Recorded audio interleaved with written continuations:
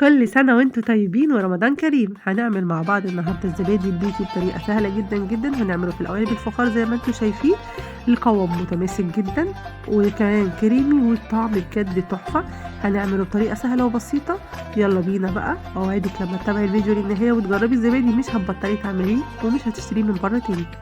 معانا للمكونات بتاعتنا النهارده كيلو من اللبن كامل الدسم، وضروري جدا ان اللبن بتاعنا يكون كامل الدسم وتشتريه من حد معروف وواثقه فيه علشان يديكي نتيجه هايله للزبادي. اللبن ده بقى هغلي وهسيبه لحد لما يدفى عفوا، ويبقى عامل زي ردعة البيبي، يعني لما نحط صباعنا كده لمدة 5 ثواني عادي نستحمل الحرارة بتاعته.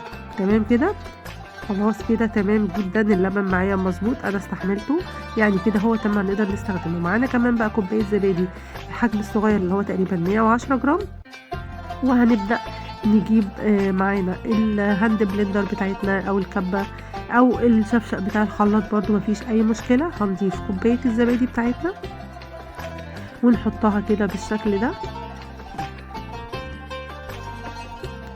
وهنبدأ ننزل بشوية من اللبن عليهم كده. انا فضيت علبة الزبادي كلها، ودي كفاية جدا مع كيلو اللبن انها تعمل لنا زبادي حلو جدا والقوام بتاعه حلو. هجيب بقى المعلقة بتاعتي او الكبشة بتاعتي بالطريقة دي كده، وهاخد منها كبشتين كده صغيرين، وهبدأ اضرب الكلام دوت مع بعضه لحد لما ينعم مع بعض اللبن بالزبادي زي ما انتوا شايفين كده بالشكل ده. خلاص انا ضربت كده واتاكدت ان القوام بتاعي بقى كريمي وناعم جدا. هاخده بقى بالطريقه دي وهنزل على اللبن بتاعي.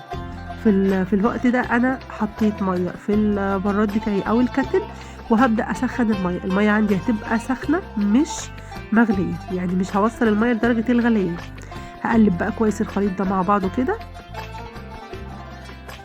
الخليط اللي ضربناه كوبايه الزبادي مع شويه لبن هنحطهم على باقي اللبن بالطريقه دي كده، وهبدا اجهز الطواجن بتاعتي. هكون مجهزه صاج وهرص فيه الطواجن بتاعتي، وزي ما قلت لكم انا هستخدم الطواجن الفخار دي بتاعت الزبادي. حلوه قوي بتدي نتيجه حلوه قوي في الزبادي بتاعي، بيبقى حلو قوي. هبدا بقى اخد واحد واحد كده وابدا اضيف فيه المكون بتاعي او اللبن بتاعي. مش هملاه قوي يعني، هخلي فيه فارق كده لحد الحز بتاع القالب من فوق او الطاجن من فوق. هحط كل القوالب بالشكل ده.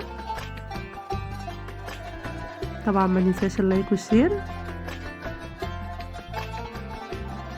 هكمل بنفس الطريقة، هخلص بقى كله بنفس الشكل، وبعد كده هنشوف الخطوة اللي بعد كده. وفي المرحلة دي انا بقى رصيت الطواجن بتاعتي في القالب بتاعي او في الصاج بتاعي او في الصينية ايا كان المتاح عندك بالطريقة دي. وهبدأ بقى اجيب المية اللي انا سخنتها عندي وهبدأ انزل بيها. مش هملى قوي كمية المية، هعمل لحد ربع الطاجن تقريبا كده، يبقى عندي ربع مية. تمام.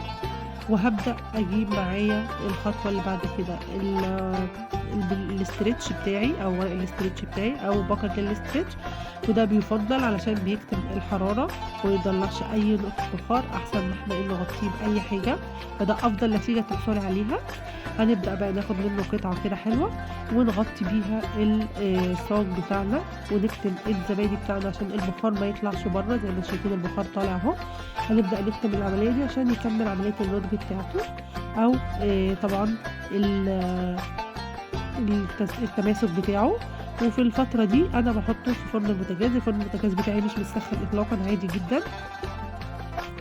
هنحطه مدة ما تقلش عن 5 ساعات علشان تاخدي نتيجة متماسكة وقوام حلو جدا. هنحطه بقى زي ما قلت لكم في الفرن لمدة 5 ساعات، فرن مش ساخن اطلاقا. وبعد ما يخرج من الفرن ان شاء الله هنشوف القوام بتاعه هيبقى عامل ازاي. تمام، انا كده قفلت عليه كويس جدا. هدخله بقى الفرن وان شاء الله باذن الله هنطلعه بعد 5 ساعات ونشوف النتيجه بتاعته.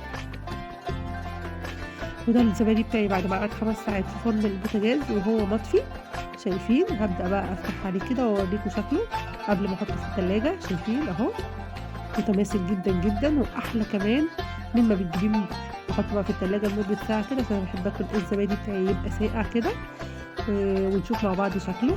ده الزبادي بعد ما طلع من التلاجة، عايزة أوريكِ برضه هو قد إيه متماسك ومش هيفك خالص. ده الزبادي البيتي عملناه مع بعض بقوام متماسك وقوام كريمي، وعملناه بطريقة سهلة جدًا، جدًا، وما خدش مننا وقت خالص بجد. تقدري تعمليه وبجد مش هتبطليه لو عملتيه بنفس الطريقة ومشيتِ على نفس الخطوات. وكل سنة وأنتم طيبين ورمضان كريم عليكم، يا رب يعود عليكم بالخير. انتظروني إن شاء الله في وصفات جاية كتير لرمضان. لو عجبك بقى الفيديو وعجبتك الحلقة بتاع النهارده وحسيتي ان انت استفدتي، ما تنسيش اللايك والشير. ولو اول مرة بتشوفيني ما تنسيش تشتركي في القناة وتفعلي زر الجرس عشان توصلك كل الوصفات الجديدة. والسلام عليكم ورحمة الله وبركاته.